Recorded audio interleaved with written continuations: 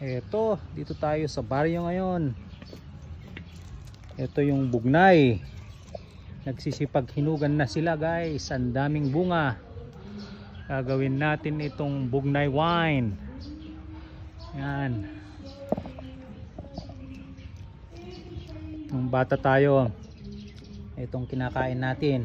Loaded ito ng vitamin C. Pero yung mga bata ngayon, wala na. Hindi na nila alam itong prutas na to. Pero napaka sustansya ito. Ayan o, baba lang nila. Ayan. Aabot lang sila. Ayan.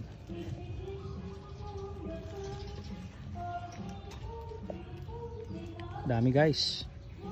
Ang dami. Ang daming bunga ng bugnay. Yan ang baba. Hindi na kailangan akyatin. Yan.